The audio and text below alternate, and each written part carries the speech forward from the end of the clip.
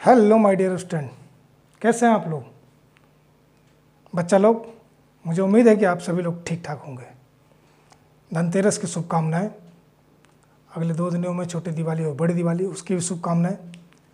जैसा कि हम लोग जो है योग एग्ज़ाम, जिसमें कि टैक्स रेवेन्यू इंस्पेक्टर का भी एग्ज़ाम होना है, उसके क्विक रिवीजन की बात कर रहे थे। क्विक रिवीजन में जो पहली वीडियो आप लोगों को आ चुकी है, दूसरी वीडियो हिंदी के जो है कल हम लोगों ने पहली वीडियो में जो है सिर्फ वर्णों पे विचार किया था, जहाँ से 15 नंबर आने थे। आज हम लोग शब्दों पे विचार करेंगे।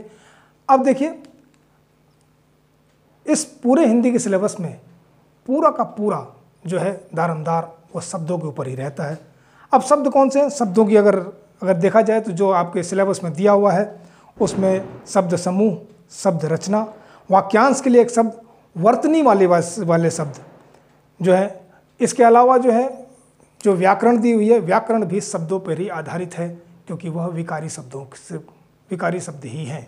तो इसका मतलब ये है कि सारा का सारा दारोमदार लगभग 60 से 70 नंबर शब्दों से ही निकल करके आने हैं। आज हम लोग शब्दों की ही बात करेंगे। जल्दी जल्दी रिवीजन करना है आप लोगों को। उस रिवीजन के दौरान ही वो सारी चीज़ें निकाल करके लानी है और बहुत सारा चीज़ें पढ़नी है। शब्द अगर देखे जाएं तो मुख्यतः शब्द जो हैं 2 प्रकार के होते हैं। मुख्यतः 2 प्रकार के, एक होते हैं सार्थक शब्द, दूसरे होते हैं निरर्थक शब्द। कितने प्रकार के? सार्थक और निरर्थक। लेकिन अब जो निरर्थक शब्दों की कोई वैल्यू नहीं है, सिर्फ सार्थक शब्दों की बात करेंगे। सार्थक शब्द जो हैं उनमें से जो है उत्पत्ति के आधार पर अगर शब्दों की अगर रचना की जाए तो वो कितने प्रकार के होते हैं? उत्पत्ति के आधार पर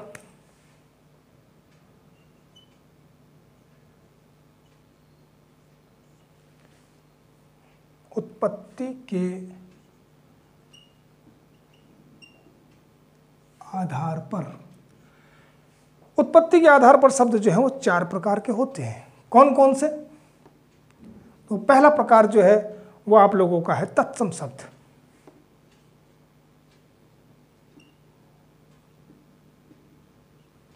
दूसरा तद्भव शब्द। तीसरा जो है वह देशज। और चौथा शब्द है आगत या विदेशज। यह 4 प्रकार के शब्द होते हैं। इन्हीं से जो है, इनके बाद जो है एक और शब्द भी निकल करके आते हैं, वो होते हैं संकर शब्द। यानी 2 अलग अलग भाषाओं के शब्दों को मिला करके हम लोग एक ही शब्द बना डालते हैं। जैसे कि रेल और गाड़ी। रेल अंग्रेजी का शब्द है और गाड़ी जो है वह दूसरी भाषा का शब्द है, तो रेलगाड़ी जो है वो इस प्रकार से जो है वो संकर शब्द हो गए। तो ऐसी प्रकार से बहुत सारे, सेनापति, सेना अलग भाषा का शब्द है और पति दूसरी भाषा का शब्द है। तो इस प्रकार से जो है ये संकर शब्द कहलाते हैं। ये इन्हीं शब्दों से मिलकर के बनते हैं। यानी कुल मिलाकर मुख्यतः 4 प्रकार के शब्द होते हैं। तत्सम शब्द वो होते हैं जो संस्कृत के जो शब्द होते हैं, जो कि हिंदी में ज्यों के त्यों प्रयोग में लाए जाते हैं, उन्हें हम लोग तत्सम शब्द कह करके पुकारते हैं। अब देखिए, पढ़ने आपको ही है। ये मैं पढ़ाऊँगा ये पॉसिबल नहीं है। आप लोग सोचेंगे कि मैं पढ़ा दूंगा और आप लोग पढ़ लेंगे, तो ये पॉसिबल नहीं है। तत्सम शब्द, और यही तत्सम शब्द यानी संस्कृत के शब्द या अन्य किसी भाषा के शब्द, जो अन्य किसी जगह से आए हुए जो शब्द हैं, वो बिगड़ते हुए जो हैं वो अलग अलग जो है तरीके से जो है वो आपके उसमें शामिल हो जाए, तो जो है वो आपके तद्भव शब्द कहलाते हैं। यानी वो तद्भव भी कैसे हुए? तो आप ये कहेंगे कि जो है धीरे धीरे अपना रूप बदल करके जो है वो हिंदी में प्रयुक्त होने लगे। जैसे आप लोग कहेंगे फूल। अब संस्कृत का शब्द होता है पुष्प, पुष्प से हमने बना लिया फूल। इसी प्रकार से अग्नि का आग हो गया, हस्त का हाथ हो गया, आम्र का आम हो गया, घृत का घी हो गया, गौ का गाय हो गया। इसी प्रकार से जो है वो तद्भव शब्द निकल कर के आए। तद्भव जो किस तरीके से? तो जो है पाली, प्राकृत और जो है अवहट्ट इत्यादि होते हुए वो हिंदी के रूप में प्रयुक्त होने लगे, तो वह शब्द जो है तद्भव शब्द कहलाते हैं। अब देखिए, ये आपको खुद ही याद करना है, ये दोनों शब्द एक साथ ही तय हो जाते हैं। आपके किताबों में जो भी ये बुक आपके पास है, अगर छोटी सूची है, थोड़ी बड़ी किताब पढ़ने की कोशिश कीजिए, तो उसमें ज़्यादा शब्द भंडार मिलते हैं। तत्सम एक तरफ दिए होते हैं, दूसरी तरफ तद्भव दिए होते हैं, तो तत्सम और तद्भव यानी दोनों एक साथ ही तैयार हो जाते हैं। जहाँ तक देशज की बात करी जाए तो देशज शब्द कौन से कहलाते हैं, तो देशज शब्द वह शब्द होते हैं जो कि बिल्कुल भी जो है इसका किसी भी स्रोत का पता नहीं होता है, यह आम बोलचाल की भाषा है और इस बोलचाल की भाषा के आधार पर ही जो है वो आप लोगों के जो है ये देशज शब्द निकल कर के आ गए हैं। जैसे कि आप लोगों ने सुना होगा लोटा, डोरी, आपका तेंदुआ, तो झोला, झंझट, तो ये शब्द जो है ये सब के सब जो है आपके देशज शब्द कहलाते हैं। रही बात आगत या विदेशज शब्द, तो बहुत सी विदेशी भाषाओं के शब्द भी जो है हमारे पास जो आए हैं और उन्हें हम आज की तारीख में बहुत बड़ी मात्रा पर उसका प्रयोग करते हैं। ये जो है विदेशी भाषाओं में जैसे फारसी भाषा से आ गए, अरबी भाषा के शब्द आ गए, तुर्की के शब्द आ गए, अंग्रेजी से आए, पुर्तगालियों से भी पुर्तगाल के भी शब्द आ गए। इसके अलावा जो है जापानीज भाषा के शब्द भी हम लोगों ने ग्रहण कर लिए और वो हम हिंदी में सीधे सीधे इस्तेमाल करते हैं, तो वह सब क्या कहलाते हैं, आगत या विदेशी शब्द कहलाते हैं। अब आगत या विदेशी शब्द, देखिए सबसे ज़्यादा गलती यहीं पे होने की कोशिश होती है। अब ये आपको याद करना है, यहाँ समझाने के लिए मेरे पास कुछ नहीं है। अब बहुत सारी कोचिंग वाले यही सब आपको लिखना है, लिखते रहिए, कितना लिख पाएंगे। इससे अच्छा है कि आप किताबों, जो लिखने से अच्छा है कि आप इसे किताबों को पढ़ें, लेकिन ध्यान से पढ़ें और शुद्ध प्रोनाउंसिएशन के साथ में पढ़ें। हाँ, अब आगत विदेशी में जो है आपके कौन कौन से शब्द निकल करके आते हैं, तो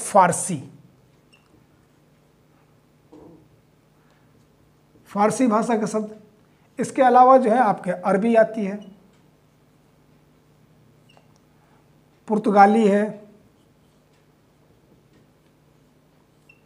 इसके अलावा जो है आपके अंग्रेजी,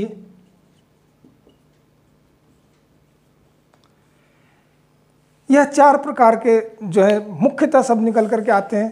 तो आप लोगों को अब देखिए एक बड़ी सी सूची है, आप लोग पढ़ेंगे तभी ये चीज़ें याद रहती हैं। कुछ किताबों में बहुत थोड़े दिए रहते हैं, कुछ किताबों में कुछ ज़्यादा रहते हैं। किताबें आपको पढ़नी होंगी, किताब एक ही हो लेकिन बहुत अच्छी किताब हो। ज़्यादातर मेरे उत्तराखंड के स्टूडेंट जो हैं वह लूसेंट नाम की किताब पढ़ा करते हैं। लूसेंट की किताब अपने आप में पूर्ण नहीं है, बहुत छोटी सी सूचियाँ दी हुई है उसमें, 100-150 शब्द, 100-150 शब्दों से आपका काम नहीं बनता है। आपको चाहिए एक बड़ी बुक चाहिए। आप हरदेव बहारी जी की पुस्तक ले सकते हैं, आप पृथ्वीनाथ पांडे की पुस्तक ले सकते हैं। इसके अलावा जो है आपके एक वासुदेव नंदन प्रसाद जी की पुस्तक है, आप उनको पढ़िए। ये बिल्कुल ऑथेंटिक राइटर्स हैं और एक्चुअल में वास्तविक हिंदी के वैयाकरण हैं ये लोग। अब देखिए वाक्यांश के लिए एक शब्द निकल करके आया, जो व्याकरण को जानता हो उसे क्या कहते हैं, तो वैयाकरण कह करके उसे पुकारते हैं। अब देखिए कौन कौन से शब्द हैं, कुछ मोटे मोटे शब्दों को मैं पढ़ भी देता हूँ। जैसे फारसी के शब्द हैं, देखिए ध्यान करिएगा, जनरली तौर पे आप देखेंगे बहुत सारे शब्दों में नुक्ता जो है लग करके आता है और वो नुक्ते वाले शब्द वो फारसी भाषा से ही आए हुए हैं। फारसी भाषा में नुक्ते लगाने का जो है प्रचलन पहले से ही रहा है, वो हम लोग भी आज भी प्रयोग करते हैं। जैसे बाजार, अब आम तौर पे ये सही है, लेकिन जब ये वर्तनी में अगर ये आ गया तो ये ज के नीचे भी एक बिंदी लगी होती है, बाजार। देखिए प्रोनाउंस बाजार, जा, तो ये जो फोनिक्स निकल करके आती है वो है, अब ये फारसी भाषा का शब्द हो गया। तो जैसे ही अगर ऑप्शन में पेपर में आपको कोई शब्द ऐसे पूछ लिया जाए कि इनमें से कौन सा फारसी वाला है या जो है ये शब्द किस भाषा का है, इस तरीके से प्रश्न पूछ लिया जाए और उसमें कहीं नुक्ता लगा हुआ है तो बिल्कुल बेहिचक होकर के आप उसे फारसी मान लीजिए। तो अब देखिए बहुत सारे शब्द हैं जिसे हम लोग आज, जैसे हम लोग आमदनी कहते हैं, आमदनी फारसी भाषा का शब्द है। आवारा, कबूतर, रोज कबूतर जा जा जा करते रहते हैं, गाना भी गा दिया, फारसी भाषा का शब्द है, गाना हिंदी में गा रहे हैं। इसी प्रकार से कुश्ती, कमीना, कमरबंद, खरगोश, यह सब के सब शब्द फारसी के ही हैं। गुलबंद, गिरफ्तार, करते हैं ना गिरफ्तार आप लोग। हमारे बिस्तर का जो चादर है वह चादर भी फारसी है। चिराग फारसी है। चश्मा ये भी फारसी है। अब देख लीजिए हिंदी, यानी हिंदी का शब्द भंडार जो है हम लोगों ने इधर उधर से, हिंदी भाषा ने कई विदेशी भाषाओं के शब्दों को भी ज्यों का त्यों एक्सेप्ट कर लिया है। तो आप लोगों को यही सब चीज़ें याद करनी है। पलक, दुकान, देहात जो है, बेहुदा, मुर्गा, चिकन है ना मुर्गा, वो भी फारसी है। अब आप लोग सोचेंगे कि तो जो है 1000, 1000 होता है ना 1000, यह भी फारसी भाषा का शब्द है। सौदागर, सरदार, हम लोग पंजाबियों को सरदार कहते हैं जनरली तौर पे, जो लोग पगड़ी पग वगैरह रखते हैं तो उनको हम लोग सरदार कहते हैं। तो सरदार नामक शब्द भी जो है वो फारसी भाषा का ही शब्द है। जहाँ तक अरबी भाषा की बात करें, अमीर अरबी है। अजायब, घर जो होता है ना अजायब, तो घर तो हिंदी का है और अजायब जो है वह अरबी का है, मिलाकर के संकर शब्द हो गया। तो इस तरीके से शब्दों को पढ़ा जाता है कि देखिए मज़ा तभी आता है जब आप लोग अपने को दिल से पढ़ें, दिमाग लगाने की कोशिश करेंगे, दिमाग लगाएंगे तो बंटाधार आप लोगों का। औरत, औरत भी अरबी भाषा का शब्द है। कसम, कीमत, ये सब अरबी भाषा का शब्द है। तकाजा, कहते हैं ना तकदीर, तकदीर के ऊपर एक शेर याद आ गया। एक मेरे गुरुजन थे, उन्होंने एक बार एक मेरे को ये शेर सुनाया था, तो उस शेर को मैं पढ़ देता हूँ। काम ले तदबीर से, काम ले तदबीर से इंसान उसका नाम है, फिर भी अगर ना मिले तो तकदीर उसका नाम है। तदबीर का मतलब होता है मेहनत, जो मेहनत से काम करता है वो बिल्कुल उसे सफलता हासिल होती है। आप लोग मेहनत करें और आप लोग अवश्य सफल होंगे। मुद्दई, मरजई, माल, मिसाल, मजबूर, यह सब के सब अरबी भाषा के शब्द हैं। जहाँ तक तुर्की की बात करेंगे, तुर्की भाषा के कौन कौन से शब्द हैं, देखिए शब्द बहुत सारे हैं, ऐसे पढ़ूंगा तो वीडियो इतनी लंबी हो जाएगी कि बहुत सारी जो है। कैंची, काटते हैं ना सीजर, कैंची जो है वह तुर्की भाषा का शब्द है। उर्दू, वो जुबान अलग है, लेकिन उर्दू नामक जो शब्द है वह तुर्की भाषा का शब्द है। कालीन, इसके अलावा जो चेचक, चमचा, तोप, यह सब तुर्की भाषा के शब्द हैं। बेगम, अभी उधर औरत थी, इधर बेगम। अब देखिए बेगम जो है वो तुर्की भाषा का शब्द है। मुगल, मुगल भी तुर्की भाषा का शब्द है। तो इस तरीके से जो है शब्द भंडार आपके पास बहुत सारा है। ये आपको याद रखना है। मेरे पढ़ाने से, यहाँ पढ़ाने के लिए मेरे पास कुछ भी नहीं है और किसी भी टीचर के पास नहीं है। लोग तब भी लोग पढ़ते रहते हैं, जा करके लिख रहे हैं 3-3 घंटे कॉपी में। क्या फ़ायदा है ऐसा लिखने से? आप किताब पढ़ें, अच्छी किताबों को पढ़ेंगे। अंग्रेजी के शब्द, ऑफिसर, इंजन, डॉक्टर, उसका हिंदी वर्जन हम लोग इस्तेमाल ही नहीं करते हैं। लालटेन, हॉस्पिटल, थिएटर, ठीक, तारपीन, कप्तान, बैंक, ये सब अंग्रेजी के शब्द हैं। ले आए हैं। कौन सा बैंक? वो रुपए वाला। एक तो बैंक वो भी होता है जो किनारे होते हैं, नदी किनारे, उनको भी बैंक कहते हैं। लेकिन जो हम जनरली तौर पे बैंक का मतलब Punjab national bank, state bank, भारतीय रिजर्व बैंक, इन सब चीज़ों से निकाल करके लेके आते हैं। तो देखिए ये सब। अब बात करें पुर्तगाली की, तो पुर्तगाली भाषा के शब्द में अनानास पुर्तगाली भाषा का शब्द है। अलकतरा, ये पुर्तगाली भाषा का शब्द है। अलमारी, जिसमें हम लोग कहते हैं ना सेफ, अलमारी सामान वामान रखते हैं, वह भी पुर्तगाली भाषा का शब्द है। बाल्टी, जिसे रोज ना आने के लिए इस्तेमाल कर रहे हैं, पानी भरने के लिए, रखने के लिए इस्तेमाल कर रहे हैं, वो भी पुर्तगाली है। चाबी, फीता, तंबाकू, यह सब पुर्तगाली भाषा के शब्द हैं। देखिए इस तरीके से जो है हम शब्दों का अगर भंडार को पढ़ते रहेंगे तो एक लंबी सूची तैयार हो जाएगी और उस लंबी सूची में जो है हमारे पास कुछ ना बचेगा। तो टाइम ज़्यादा वेस्ट ना करते हुए मैं आगे बढ़ूंगा। अब देखते हैं कि जो है एक दूसरा आधार, किस आधार पर जो है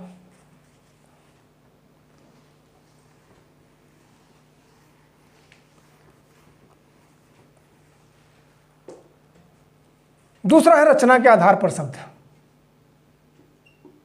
रचना के आधार पर शब्द 3 प्रकार के होते हैं। कौन कौन से? पहला रूढ़ शब्द, दूसरा जो होता है यौगिक शब्द,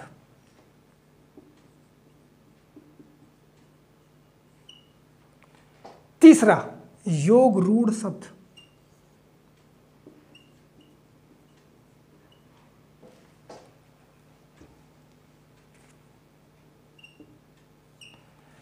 ये 3 प्रकार के शब्द होते हैं। रूढ़ शब्द कौन से होते हैं?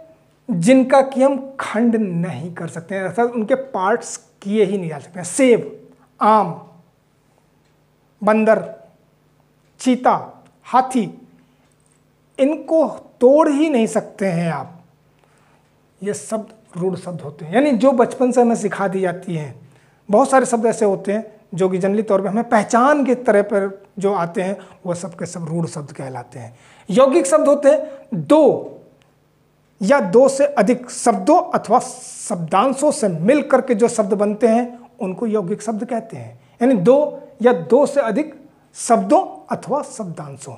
अब देखिए, यानी यह शब्द धन शब्द मिला करके एक नया शब्द बन जाए, शब्दांश के बाद में एक पूरा शब्द मिल जाए तो एक नया शब्द बन जाता है, या शब्द के बाद में शब्दांश जोड़ दिया जाए तो एक नया शब्द बन जाता है। उनके मीनिंग अलग हो सकते हैं। अब शब्द धन शब्द, ये 2 शब्दों को मिला करके बनता है समास हो गया। समासिक जो शब्द होते हैं वो यहीं से निकल के आते हैं। समास आपके शायद सिलेबस में है भी नहीं, लेकिन शब्द तो ही है। शब्दांश प्लस शब्द, अब यहाँ पर जो है आपके उपसर्ग और प्रत्यय वाली बात आ गई। उपसर्ग पहले लगता है, प्रत्यय बाद में लगता है, तो ये उपसर्ग है और ये प्रत्यय है। तो ये क्या हो गया? उपसर्ग। कौन सा? ये वाला। इसमें शब्द के बाद शब्दांश है, ये प्रत्यय हो गया। उपसर्ग और प्रत्यय, इनसे भी हम लोग शब्दों को, नए नए शब्दों का निर्माण करते हैं। पढ़ने आपको ही है, पढ़ाने के लिए मेरे पास इसमें बहुत ज़्यादा नहीं, हाँ उपसर्गों की एक सूची सी छोटी सी आप लोगों को बता दी जाएगी। वो हो सकता है कि आज की वीडियो में ही डिस्कस हो जाए, और प्रत्ययों को भी आज की उसमें डिस्कस करने की कोशिश करेंगे। ये दो आधार पर हो गए। तीसरा आधार जो है, तीसरा आधार आप लोगों का जो है वह है प्रयोग या व्याकरण के आधार पर। प्रयोग या व्याकरण के आधार पर।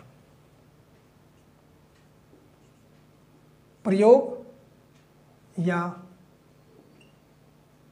व्याकरण के आधार पर जो है यह 2 प्रकार के होते हैं। कौन कौन से? एक होते हैं विकारी शब्द, दूसरे होते हैं अविकारी शब्द। विकारी शब्दों में संज्ञा, सर्वनाम, विशेषण और जो है ये क्रिया। ठीक। जब अविकारी शब्दों की अगर बात करते हैं, तो अविकारी शब्द कौन कौन से होते हैं?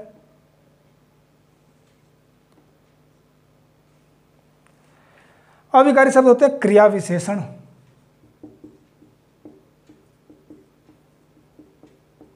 हिंदी में से एडवर्ब कहते हैं, अंग्रेजी में संबंध बोधक,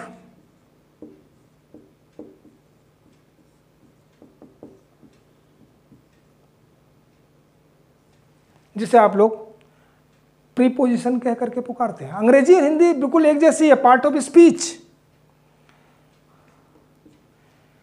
इसके अलावा जो है आपका समुच्चय बोधक,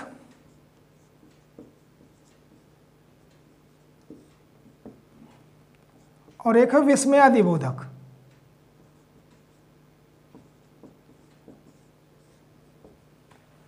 समुच्चय बोधक को कंजंक्शन कहते हैं और विस्मयादि बोधक को इंटरजेक्शन बोलते हैं। Noun, pronoun, adjective and verb. Clear हो गया? ये एडवर्ब है। इस तरीके से अंग्रेजी और हिंदी में बदलता कुछ नहीं। कुछ हिंदी और अंग्रेजी माध्यम के लोगों को अगर दिक्कत होती है तो इनसे भी इजीली प्रकार से समझा जाता है। अब आपका जो इस बार लोक सेवा आयोग ने जो सिलेबस दिया हुआ है उस सिलेबस में सिर्फ ये वाला पार्ट पढ़ना है, ये पार्ट है ही नहीं, सिर्फ इतना पार्ट है, ये हम आपको कराएंगे। इसी में दूसरी तीसरी वीडियो में जहां ग्रामर होगी तो फटाफट इसको भी क्विक रिवीजन करते चले जाएंगे। ठीक, अब ये हमारे एंड पे, यानी एक टीचर के एंड पे होते हैं। यहाँ कुछ बताने भर के लिए रहता है, बाकी जो है इनमें पूरे में रहता है। इससे पहले वाले में कहीं पर भी टीचर के बताने के लिए, हाँ कुछ स्पेसिफिक शब्द निकाल करके टीचर ले करके आ सकता है, वो टेस्ट ले सकता है, वो अलग चीज़ है। लेकिन वैसे टीचर के लिए या कोचिंग के लिए उसमें कुछ भी नहीं रखा हुआ है, वो आपको याद ही करना होता है, तो आप उसे याद ही करेंगे। इसके बाद एक आधार और है, वो है अर्थ के आधार पर। अर्थ के आधार पर जो है शब्द के मुख्यतः 6 भेद होते हैं। कौन कौन से हैं? पहला भेद जो है वो है वाक्यांश के लिए एक शब्द।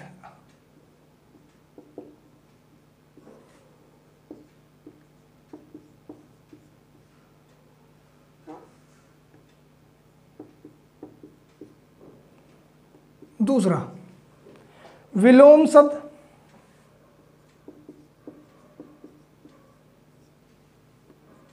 पर्यायवाची,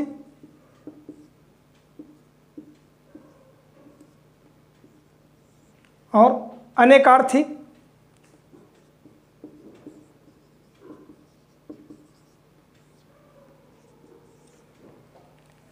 श्रुति सम भिन्नार्थक।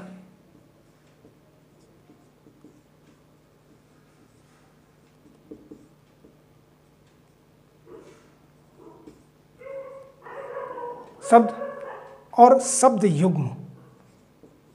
कुछ शब्द जो है युग्म में ही होते हैं, शब्द युग्म यानी जोड़े वाले शब्द। यह 6 प्रकार के ये आपके सिलेबस में है। अब देखिए, पढ़ाने के लिए यहाँ पर भी मेरे लिए कुछ नहीं है। पर्यायवाची आपको याद करने हैं, विलोम आपको याद करने हैं। अब मैं क्या बताऊँगा आप लोगों को? टेस्ट ले सकता हूँ।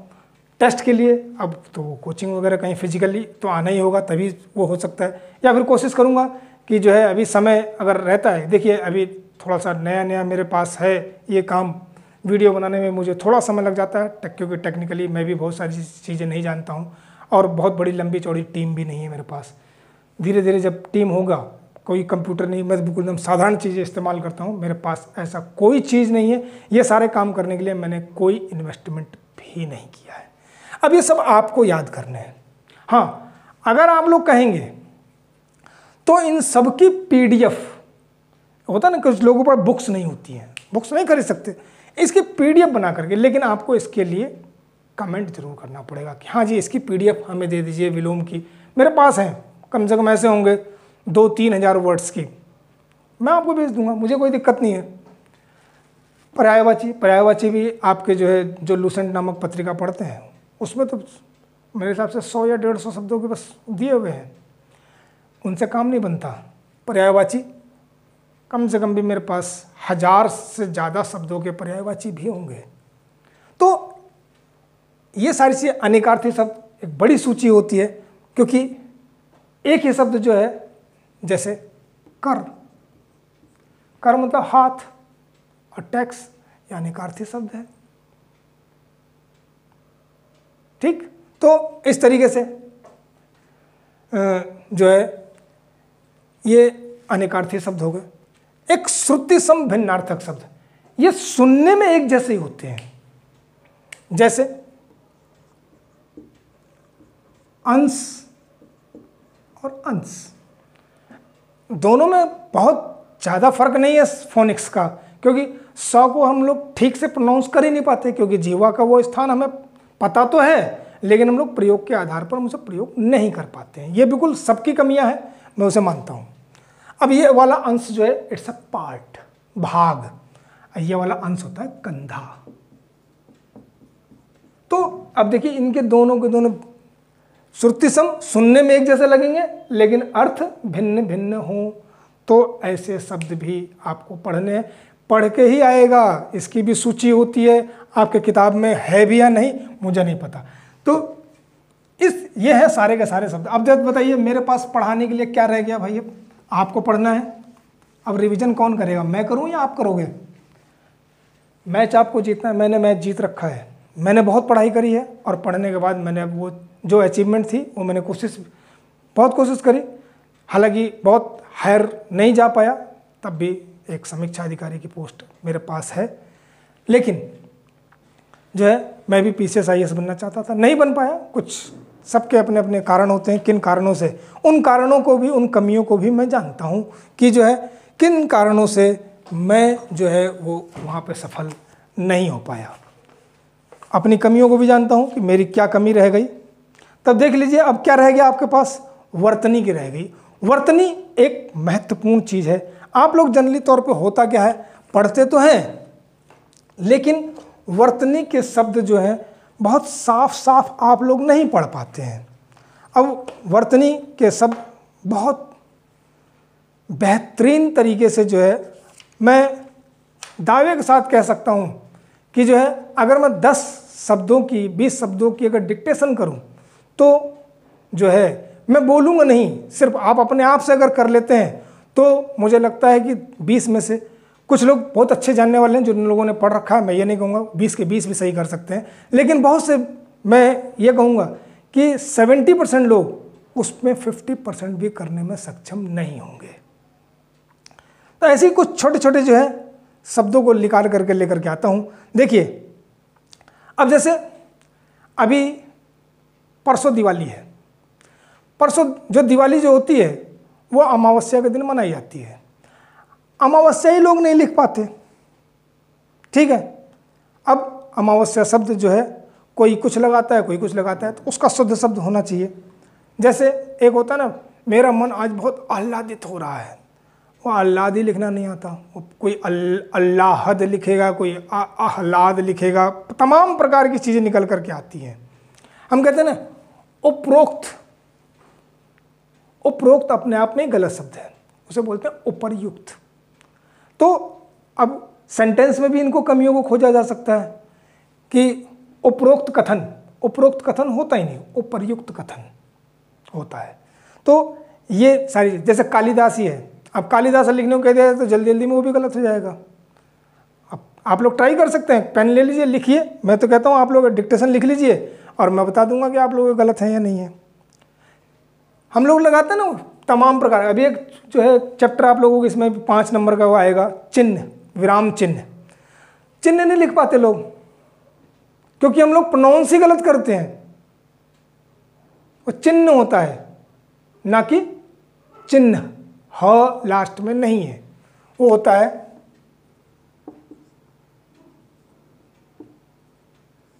यह सही वर्तनी है, सही वर्तनी। तो इस तरीके से, या इसे हम लोग ऐसे भी लिख सकते हैं,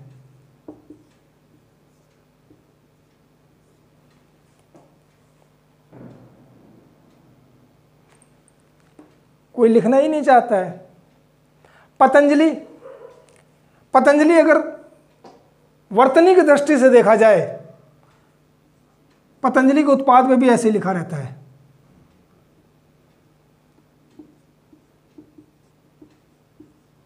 बहुत से लोग तो जल्दी में बिंदी यहीं लगा देते हैं, ये भी गलत है।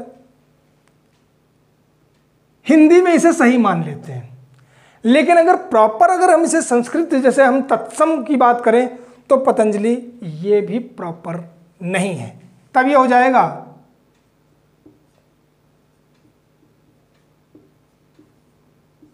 ये है पतंजलि, ये बिल्कुल प्रॉपर सही शब्द है आप लोगों का। अगर वर्तनी के आधार पर अगर कहा जाए तो बिल्कुल एकदम सत्य। अब चलिए एक दो चीजें, कुछ चीजें लिख करके लाते हैं।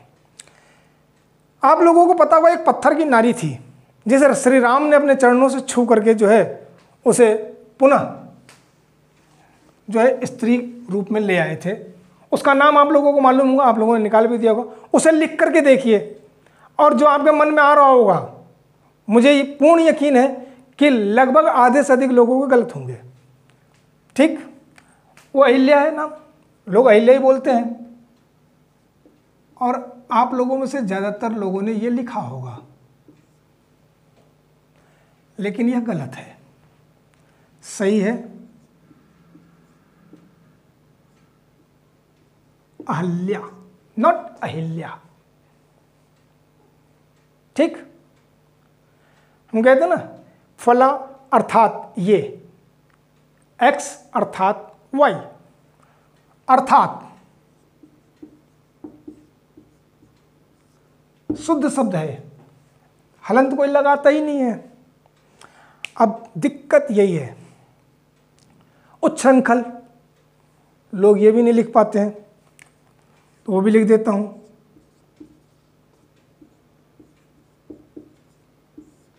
उच्छृंखल च भी है उसके अंदर। ठीक, और बाउंड्री वाल होती है ना, बाउंड्री वाल को जो है वो हिंदी में बोलते हैं चार दीवारी, हम लोग चार दीवारी बोलते हैं, लेकिन चार दीवारी भी शब्द गलत शब्द है, प्रोनाउंसिएशन ही गलत है, उसे बोलते हैं चहार दीवारी। चहार, अब द में छोटी की मात्रा लगेगी या बड़ी की मात्रा? जी, बड़ी की मात्रा। चहार दीवारी, नॉट चार दीवारी। ठीक, तुमने सुना होगा कि जो है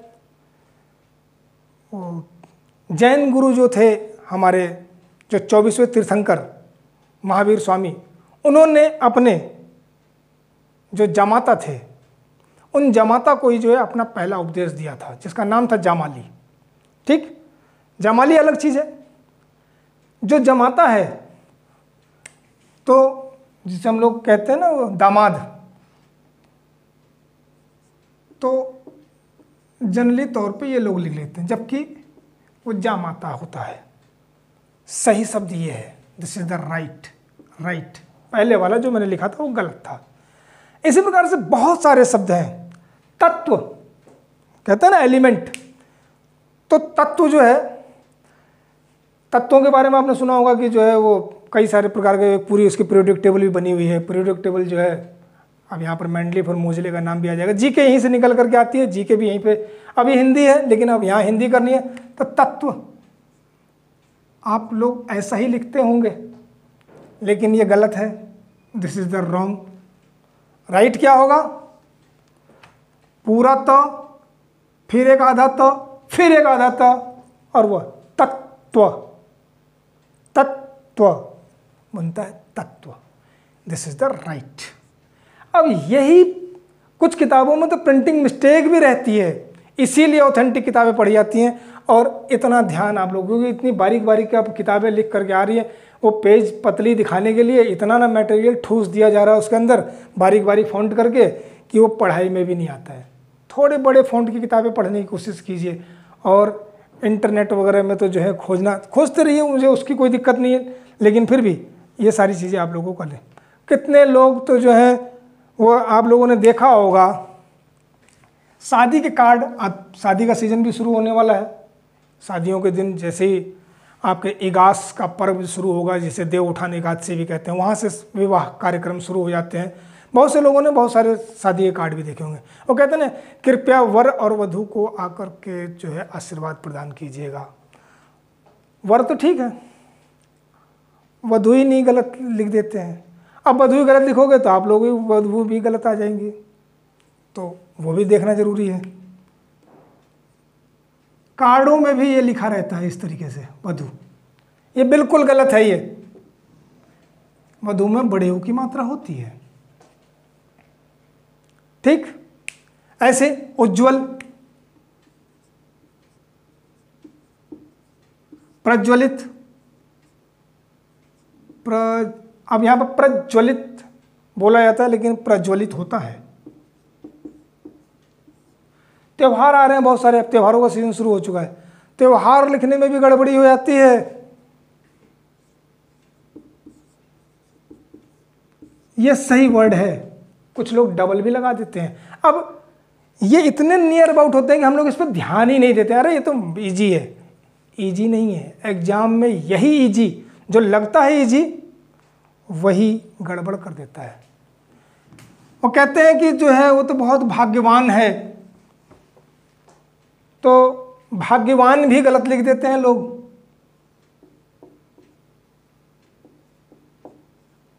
ये है भाग्यवान, ये गलत है। 9 में हलंत लगेगा तब जाकर के ये पूरा होगा, ठीक है। ब्राह्मण, कई तो ब्राह्मण भी ऐसे हैं जो ब्राह्मण पूरा नहीं लिख पाते हैं।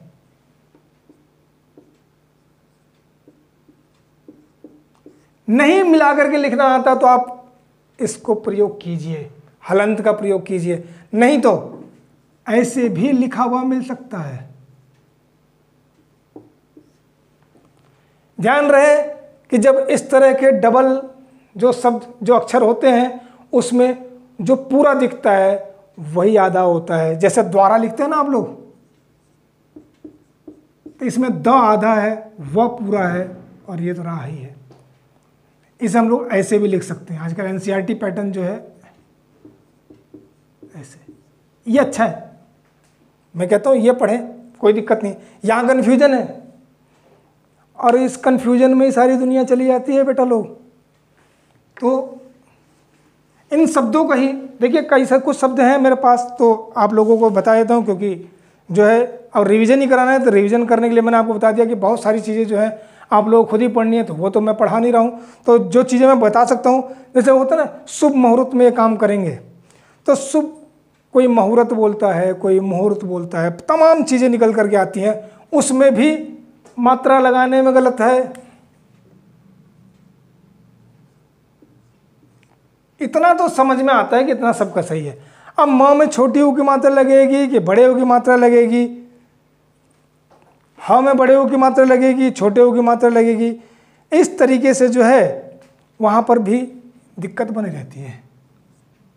मुहूर्त हम लोग पढ़ते ही गलत हैं, और ये भी अभी गलत है, आधा त और पूरा त है, ये क्लियर है। महत्वाकांक्षा बिल्कुल जरूरी है। अगर आप महत्वाकांक्षी नहीं हैं तो आपका एग्जाम भी नहीं है। इसलिए आदमी को महत्वाकांक्षी अवश्य होना चाहिए।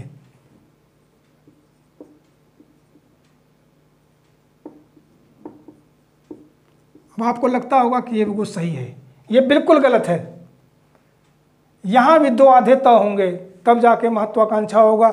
यहीं से शब्द निकल करके आया।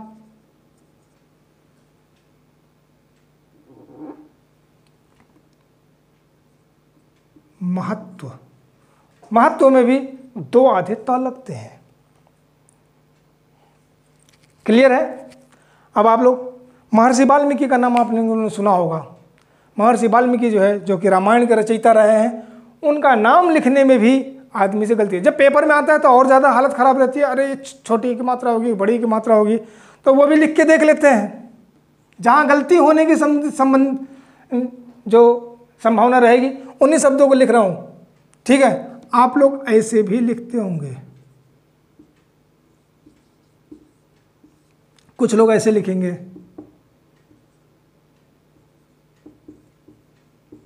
अब देखो यहाँ पे 4 ऑप्शन निकल जाएंगे।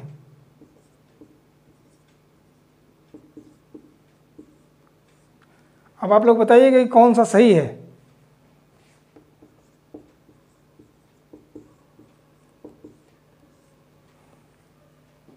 अब हो गई।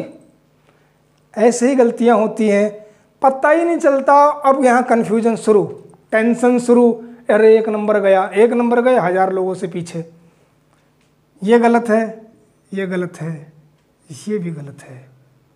This is the right Valmiki, ठीक।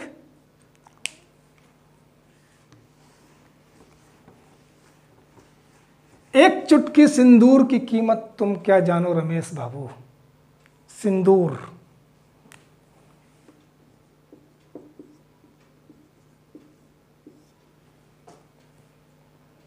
ठीक। रावण की एक बहन थी,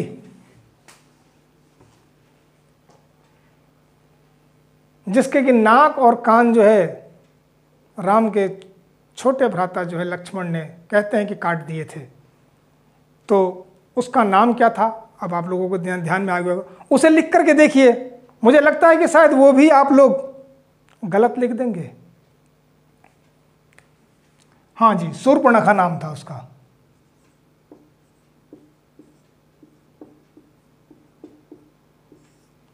शूर्पणखा। अब शूर्पणखा का मतलब यह नहीं होता जिसके नाक कान ना हो उसे शूर्पणखा कहते हैं। जिसके नख सूप जैसे हो। सूप का मतलब आप लोग होते हैं ना, धान ऊन फटकारने के लिए जो चीज होती है वो उसे बोलते हैं सूप। जिसके नख, अब तो आजकल तो महिलाओं का फैशन है ये, तो आप कह सकते हैं कि यहाँ तो करोड़ों शूर्पणखाएं हैं। ठीक। श्रृंगार, श्रृंगार प्रसाधन होते हैं ना, तो महिलाओं के लिए श्रृंगार वैसे ही बहुत बड़ा रहता है, महिलाएं भी नहीं लिख पाती हैं श्रृंगार। अब देखिए यहां पर यह ऑलरेडी पहले से ही श्रृंगार है, श्र, ये तो वैसे श्रृंगार हो गया, लेकिन लोग इसमें भी लगा देते हैं, तो ये तो डबल हो गया, इसे तो पढ़ा ही नहीं जा सकता। ये लिखा ऐसे जाता है, इसके नीचे वाला र नहीं होता, उसमें लगता है री। क्या लगता है? री, नॉट र, री लगता है, तो ये हो गया श्रृंगार। यानी आप इसे कह सकते हैं स धन री, श्री, श्रृंगार। क्लियर है? एक दुर्वासा ऋषि हुआ करते थे, बड़े क्रोधी हुआ करते थे, बात बात पे जो है श्राप दे दिया करते थे। हम लोग भी कहते हैं ना कि बड़े किसी कोई बाबा वाबा हो तो उनको नाराज ना करो, नहीं तो श्राप दे देंगे। वो शुद्ध शब्द ही नहीं बोलते हम लोग बोलते हैं श्राप, नॉट श्राप, इट्स अ शाप। ये देते हैं। श्रीमान श्रीमती आप लोगों को मालूम होंगे, श्रीमती की स्पेलिंग भी औरतें भी गलत लिख देती हैं। तो हमें बड़ी की मात्रा होती है।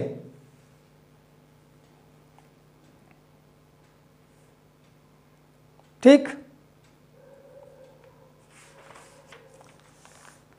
इसी प्रकार से श्रीमान,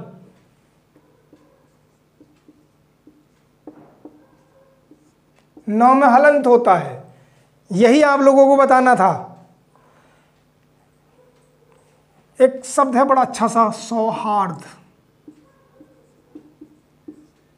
कहीं कहीं पर आप लोगों को यह लिखा हुआ मिलता है, ये गलत है, इतना ही होता है बस, बिना नीचे र वाला। सौहार्द नहीं होता है, यह सौहार्द ही होता है। ठीक। आशीर्वाद लिखने में गलत लोग लिख देते हैं, वो आशीर्वाद कर देते हैं। ये सही है, कुछ लोग सौ पे ही उड़नतूरा लगा देते हैं, ये गलत हो जाता है आप लोगों से। तो वो तो ना,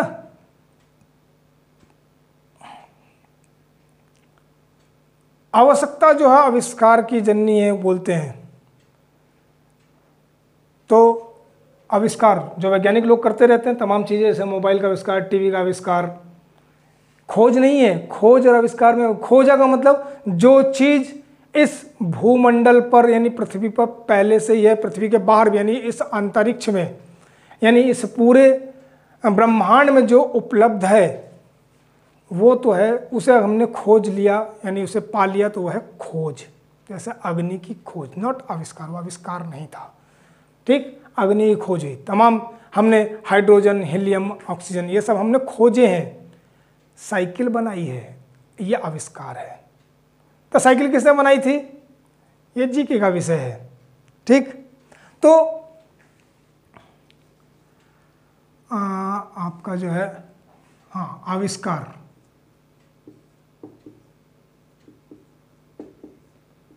ये भी गलत है। अ में आ का डंडा होता है, आविष्कार होता है, तब वो सही होता है। ठीक। एक होता है शब्द आता है छत्र छाया, हम तो आपकी छत्र छाया में जी रहे हैं। तो छत्र छाया क्या चीज़ है? तो छत्र छाया भी लोग लिख देते हैं गलत।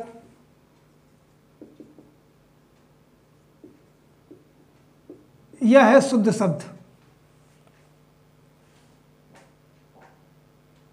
ठीक। उपरोक्त उपर्युक्त के बारे में बता चुका हूं। उपरोक्त शब्द ही गलत होता है, वह उपर्युक्त होता है।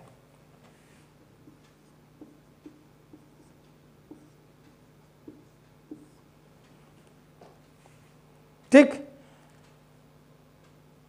वो कहते हैं ना, आप लोग निरोगी बने रहें, आशीर्वाद भी दिया जाता है कि आप हमेशा निरोगी बने। निरोग भी लोग गलत लिख देते हैं। सही शब्द किताबों में भी गलत लिखे हुए मिलते हैं। ये सही शब्द है, और नहीं तो लोग ऐसे ही लिख देते हैं। एक पुस्तक भी आती है निरोग धाम, ऐसा ही लिखा हुआ है,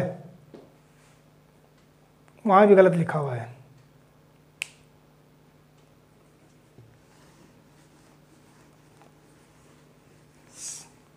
आप लोगों का विवाह भी होना है, तो जो पुरुष की पत्नी होती है, यानी पत्नी के जो पति होते हैं, वो पुरुष के लिए ससुर कहलाते हैं। ऐसे ही जो स्त्रियों के लिए पति के जो पिता जो होते हैं, वो ससुर कहलाते हैं। वो ससुर लिखने में भी गलत हो जाता है, लोग ये लिख देते हैं। अब असुर और ससुर, जबकि वो क्या होता है, वो स्वसुर होता है। क्यों भाई, कोई लोग इस पर संज्ञा डालेंगे?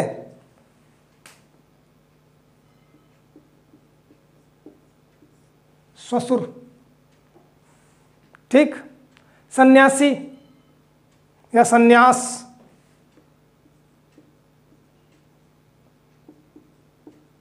सन्यास या सन्यासी, ये भी गलत है। वो संन्यास होता है, सन्यास, सन्यास, राइट वर्ड है ये।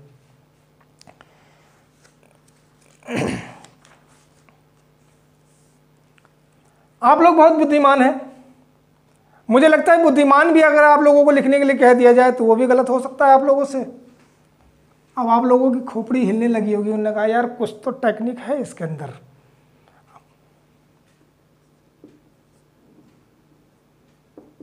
बुद्धिमान, ठीक, ये गलत है।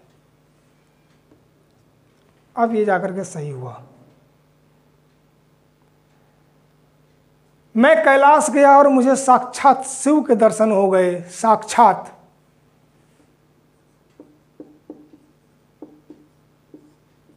तो में हलंत, ठीक। इसी प्रकार से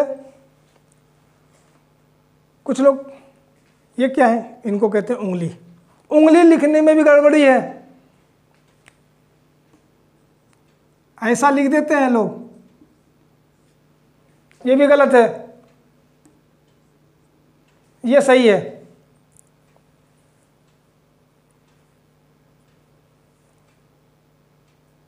ठीक है। कंगना रणावत, कंगना, ये सही है, खाली बिंदी लगाने से काम नहीं चलता। महंगा,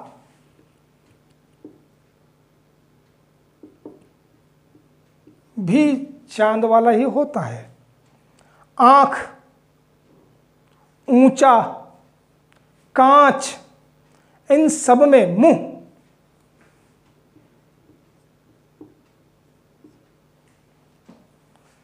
ये छोटी छोटी चीजें होती हैं जो आप लोगों से गलत हो जाती हैं। तो ये है आप लोगों का वर्तनी का टेस्ट था, एक छोटा सा टेस्ट था। बहुत सारे शब्द हैं, ऐसे बहुत सारे शब्द हैं जिनको कि तुमने देखा होगा। मिष्ठान भंडार,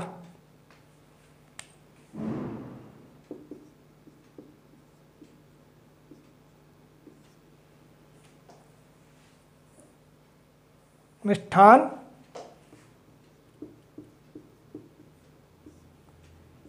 ये शब्द भी गलत है।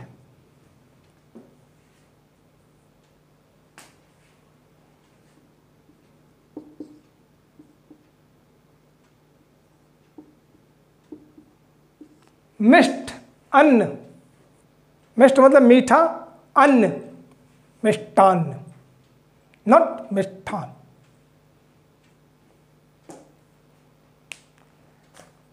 इस तरीके से ही वर्तनी पढ़ी जाती है। वर्तनी को आप लोग जब तक ध्यान से नहीं पढ़ेंगे, क्योंकि देखो दिक्कत पढ़ने में ही है। हम लोग पढ़ के BA MA पास तो हो गए हैं, यानी 15वीं और 17वीं कर चुके हैं, लेकिन यहाँ दिक्कत है। बस इतना ही कहना चाहूँगा आप लोगों से। अब देखिए विराम चिन्ह बाकी रह गए हैं आप लोगों के। विराम चिन्हों की अगर बात करें तो बहुत ज़्यादा होते नहीं है, वो आप लोगों को मालूम भी है। इसमें संधि समास आप लोगों के सिलेबस में है या नहीं है, शायद एक सेकंड। संधि समास है, संधि समास पढ़ाने के लिए है। तो मेरे हिसाब से 4 लेक्चर में पूरी हिंदी पूरी जाएगी। एक दिन में समास के साथ में एक छोटा सा टॉपिक और लगा लेंगे, तो उस तरीके से जो है वो चीज़ पूरी हो जाएगी। तो छोटे छोटे टॉपिक बनते रहेंगे तो आप लोगों को भी आनंद आएगा। बड़े बड़े रिवीजन करने में आप लोग लगातार पढ़ रहे होंगे, आप लोग भी थक जाते होंगे। और ये तो वीडियो मैं आप लोगों को रिवीजन करने के लिए बना रहा हूँ कि आप लोग रिवीजन कर लें, आप लोगों का क्विक रिवीजन हो, क्योंकि अभी GK वगैरह का भी रिवीजन लेकर के आना है, तो जिससे कि आप लोगों का कंप्लीट रिवीजन हो जाए। तो मैं चाहूँगा कि आप लोग जल्दी जल्दी से रिवीजन करें। और जो है फिर वाक्य जो है वो 2-3 प्रकार के वाक्य भी देखने हैं। रस छंद अलंकार आपके सिलेबस में है ही नहीं है, तो वो सारी चीज़ें भी निकाल के लानी है। तो देखता हूँ ज़रा मैं विराम चिन्हों के बारे में भी आप लोगों को है तो मालूम सारा कुछ, लेकिन मेरी तो ड्यूटी है भाई आप लोगों को सारी चीज़ बताना। हो सकता है कि कोई चीज़ छूट ही गई हो आप लोगों से, तो बस सिलेबस बार बार पढ़ते रहा करें आप लोग, क्योंकि सिलेबस से ही सारी चीज़ें निकल करके आती हैं। तो मैं आपको यही बता देता हूँ, क्रिया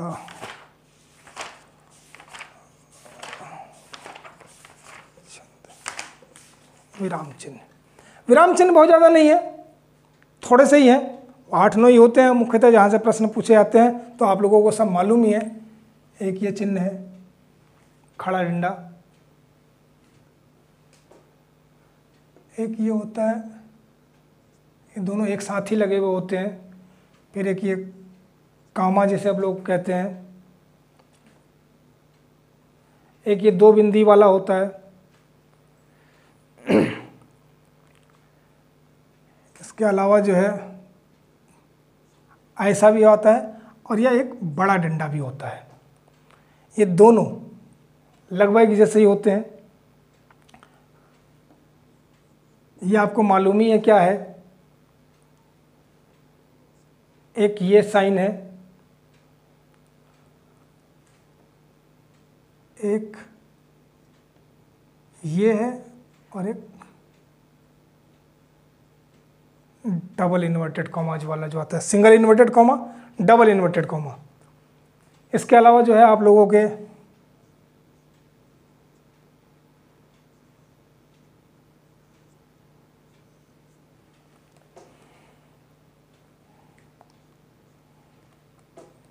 ठीक। अब इसे बोलते हैं पूर्ण विराम।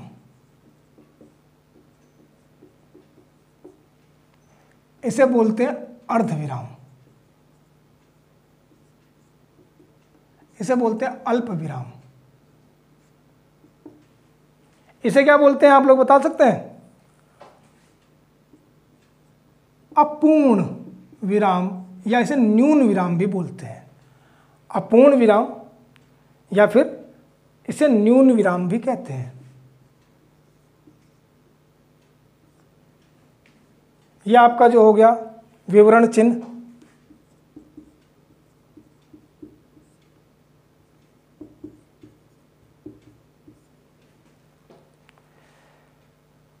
यह आपका प्रश्न चिन्ह ही है, आपको पता ही है। ये वाला आप लोग, ये छोटा होता है इस बड़े वाले से, इसे बोलते हैं योजक। जैसे बोलते हैं ना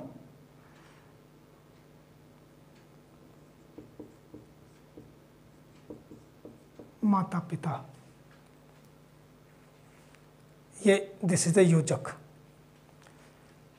ये सिंगल इन्वर्टेड कॉमाज और इसे बोलते हैं अवतरण चिन्ह।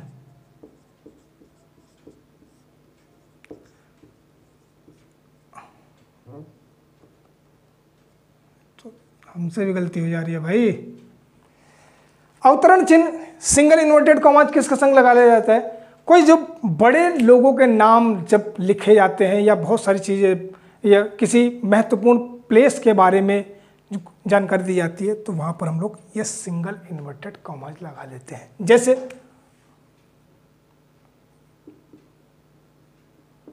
रामधारी सिंह दिनकर एक बहु प्रतिष्ठित लेखक थे या हैं, कुछ भी कह लीजिए।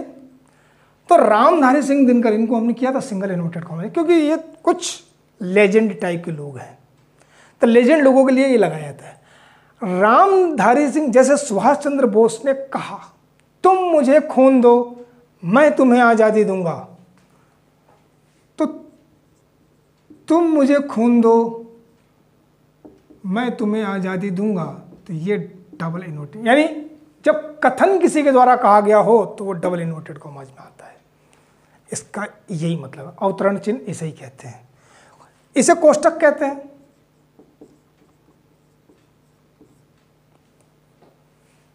ठीक, और ये जो बराबर का निशान है, हम लोग बराबरी कहते हैं, इसे तुल्यता चिन्ह बोलते हैं। तुल्यता चिन्ह, ठीक। लो जी, 5 नंबर का ये भी आ गया, इनसे भी आने हैं। थोड़ी बहुत इसकी हल्की फुल्की जो जानकारी रहती होगी, थोड़ी सी डिटेल्स, वो आप लोग बुक से भी एक बार पढ़ेंगे तो ये आप लोगों को याद हो जाएगा। बाकी मैंने यहाँ लिख भी दिए हैं और समझा भी दिया आप लोगों को, तो आगे तो आप लोगों को देखना है कैसे इस चीज़ को आप लोग रख सकते हैं। देखिए, आज की वीडियो में अब यहीं समाप्त करना चाहूँगा। नेक्स्ट वीडियो में लेकर के आएंगे जो है समास, वो अच्छा रहेगा। तो पुरानी वीडियो भी आप लोगों ने देखी होगी, जो इससे पहले वाली जो रिवीजन वाली वीडियो थी, ये दूसरी वीडियो है। इसी प्रकार से ये 6, 7, 8 की एक सीरीज बन जाएगी और आप लोगों का क्विक रिवीजन हो जाएगा। और मैं ईश्वर से प्रार्थना करूँगा कि आप लोगों को जो है जल्दी जल्दी सफलता प्राप्त हो, और आप लोग भी जो है अपनी जो ड्रीम जॉब जिसे कह सकते हैं, एक जॉब तो हो ही हो, वो आप लोग सरकारी नौकरी, वो आप लोगों को प्राप्त हो जाए। तो धनतेरस की शुभकामनाएं। आगे आने वाले जो छोटी दिवाली और बड़ी दिवाली, उसके बाद अन्नकूट और भैया दूज, ये जो 5 दिनों का एक पर्व होता है, उन सब की जो बधाई आप लोगों को। आप लोगों को ये टॉपिक कैसा लगा मुझे कमेंट करके ज़रूर बताइएगा। और जो मैंने आप लोगों को वो बताया है वर्तनी वाला, उस वर्तनी वाले में आप लोगों को कैसा लगा और आप लोग कितना कर पाए थे आप लोग, ये मुझे ज़रूर बताइएगा। और बड़ी ईमानदारी से बताइएगा, क्योंकि अगर आप अपने लिए ईमानदार नहीं हैं तो ये मान के चलिए फिर आप किसी के लिए ईमानदार नहीं हो सकते। आप अपने लिए ईमानदार हो जाइए, दुनिया जाए भाड़ में। ठीक, आप अपने लिए ईमानदार रहिए और मुझे भी ईमानदारी से बताइए कि जो वर्तनी के जो शब्द जो आप लोग बताए गए थे उसमें कुछ आज सीखने को मिला या नहीं मिला। प्लीज़ कमेंट कीजिएगा। अभी तक भी आप लोगों ने इस चैनल को शेयर नहीं किया है तो शेयर कीजिए, सब्सक्राइब कीजिए और कमेंट भी कीजिए। बस इन्हीं सब बातों के साथ में आज का दिन आप लोगों का शुभ हो। धन्यवाद।